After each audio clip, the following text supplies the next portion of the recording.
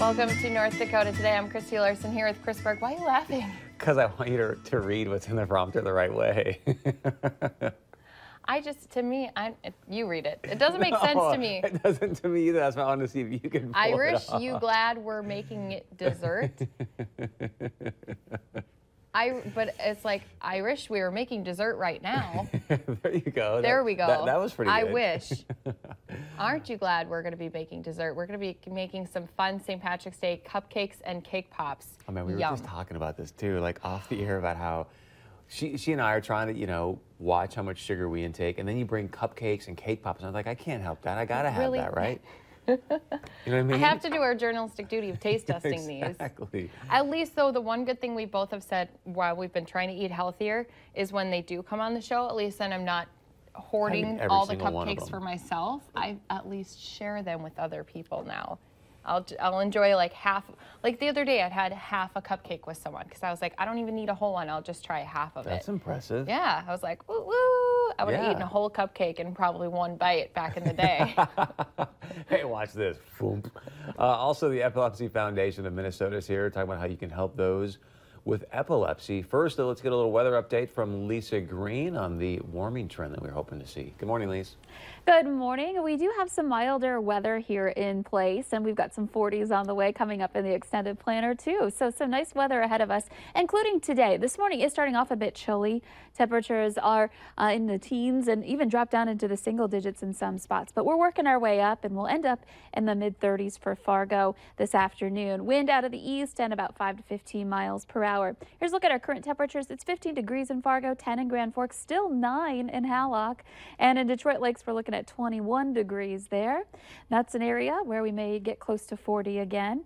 And your wind speeds are very light, up to 12, well, actually 13 miles per hour now in Jamestown and in Thief River Falls, with that wind turning from a northerly direction to out of the east here as we progress into the later morning and afternoon. We are clear. We've got that beautiful blue sky again. There is some cloud cover out to the west in the James River Valley and beyond, and you can see some moisture starting to develop in parts of Montana and down into the Black Hills area of South Dakota. That's an area that's going to get hit by some wintry weather that should steer clear of us here in the valley. So that's a good thing to be glad for today. And here's our photo today. A couple of pheasants hanging out in the snow there. This is in rural Grand Forks. Thanks, Melody, for sharing your nice nature photo. And your 7-day planner, here we go. We got temperatures into the upper 30s tomorrow, and on Saturday, Fargo, we have a good shot at seeing 40 degrees with some partly cloudy skies. St. Patrick's Day parade should end up being quite nice. Just remember that, if you're standing outside for a couple of hours in upper 30-degree temperatures to low 40s, eventually you're going to start to feel cool, especially if you're not on the sunny side of the street. So definitely want to make sure you dress for that occasion. And as we get into Sunday and Monday, system passes by to the south, but it might affect us a little. We have that chance for some snow showers developing late Sunday and continuing into Monday. But the bulk of that system will miss us at this point, it looks like. Of course, several days away, things could change. And heading into the first day of what we call astronomical spring, or the spring equinox, we have some temperatures in the mid-30s, and we just kind of continue this pattern as we move into next week. So not bad at all, I think, here in the forecast. I have a question, because you said that in our morning meeting too. Astronomical, what's the word? Astronomical spring. Astronomical, dang it, I can't say it. It's a word I can't say. Is there another first day of spring? So March 1st is the first day of what we call climatological or meteorological spring, because we often start getting that weather before we have the equinox. So if we're talking about weather, spring is considered March, April, and May. Those months are our spring months. So it's a little bit of a distinction on how you look at it. But if we're talking about weather, then we're talking March 1st as the first day of spring. Oh, so we're already in spring, Chris. There you go. Aren't you excited? Yes. Now, if we get that 40, 50 degree mark, I'll be very, very excited. So we'll work on that for you. And so then remind us what happens again when we actually get to that spring equinox? Well, equinox is, I believe it's Latin for equal night. So basically what that means is as you get equal amounts of daylight and equal amounts of nighttime during that time, and that's when we kind of make that transition over to those longer days, and we end up with warmer temperatures after that. You're like our little dictionary. I know. That's why I asked. I mean, she even broke it down. So I think it's for Latin, didn't it? I'm like, wow. Lisa Green, how far is the moon from here? Exactly. She's like Siri. Yeah, Lisa Green. I used to have that memorized. I have the distance from the Earth to the Sun memorized, but not the moon. I'll have to look that And one what up. is that? Yeah. 93 million miles. Oh my gosh. That's good. She's the new Lexa. She's the Lisa Green. When is Elon Musk going to colonize Mars? What's that?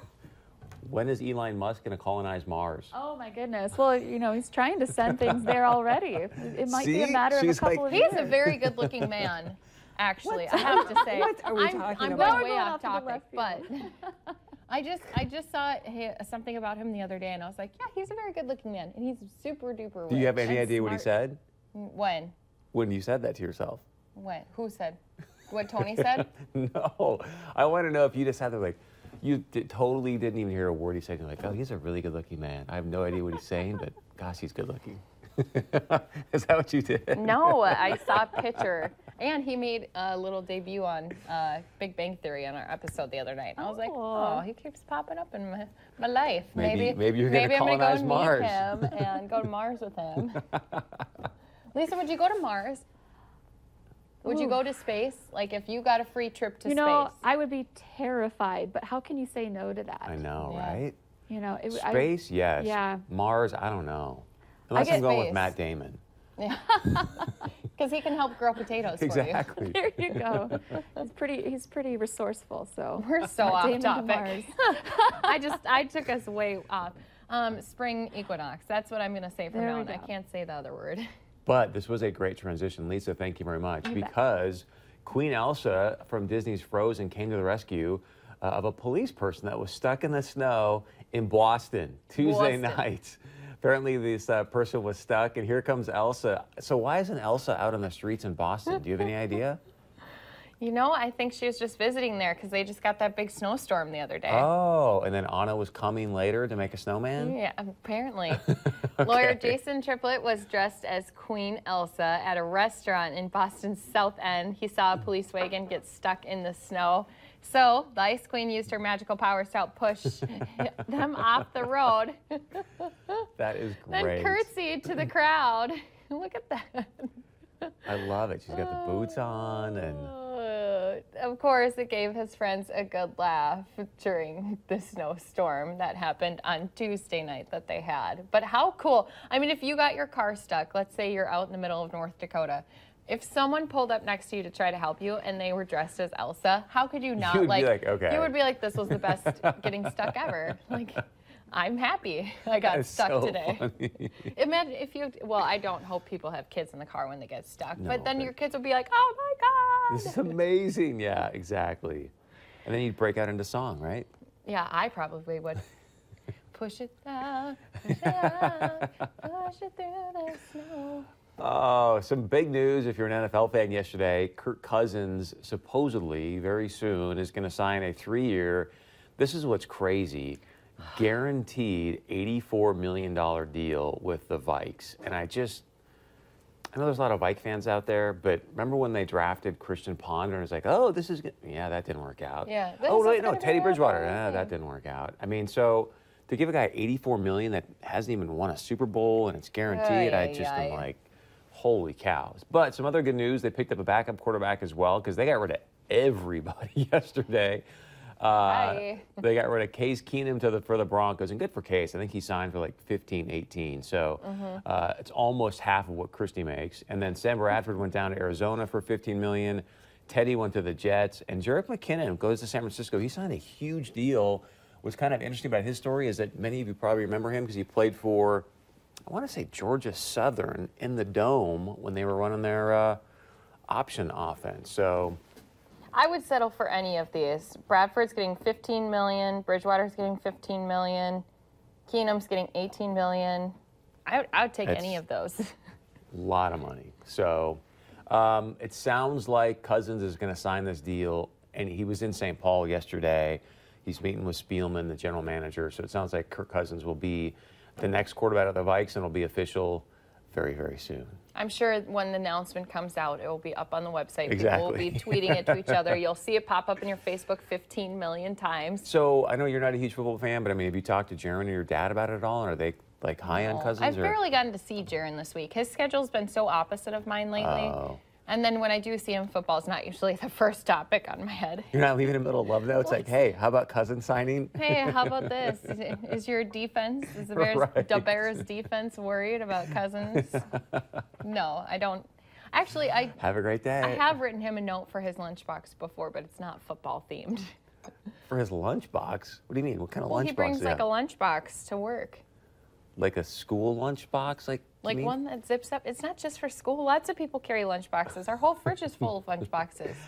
It's like a black lunchbox, and then he just puts it in his work fridge. Okay. I wanted to see if you had some pictures on it or whatnot. So no, it's just like a black square lunchbox. It's stuffed too full anyway. Hey, if you're looking for something cool to escape to during spring break, Towers of Tomorrow is the newest exhibit at the Science Museum of Minnesota.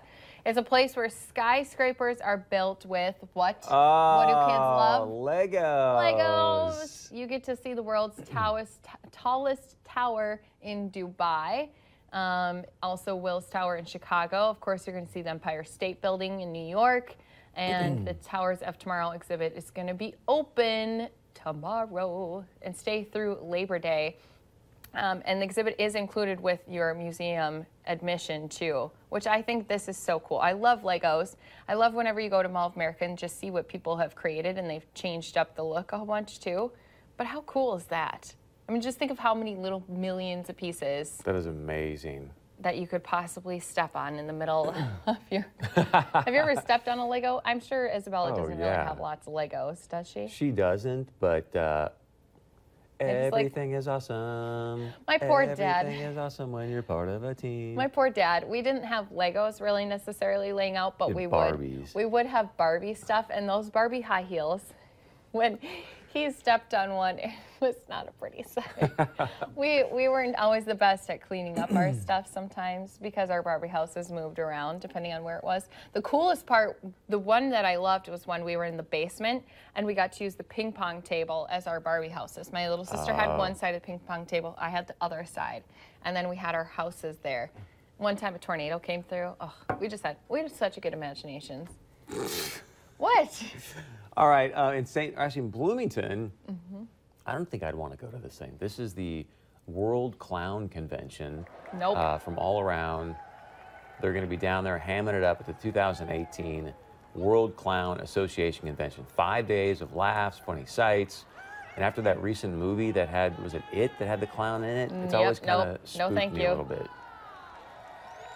Oh, no. Organizers actually consider it an educational opportunity because there's classes for gags, like presenting perfected pies, doing social media marketing. There's concern clowns have faded a little bit, especially with the closing of the Ringling Brothers and other circuses too. So this is probably one of those where they're hoping that they can maybe attract some more people to become clowns. I don't want to be a clown. Actually, I would love to be a mascot someday. So if it was a mascot, I think it'd be fun to be in one of those like inflatable mascots and like run around and like do the trampoline and dunk and stuff. And yeah, maybe not that, but but I think it'd be fun to be like the super excited mascot. Like. All right, stay with us. We got a great show in store for you. Much more coming up right after this.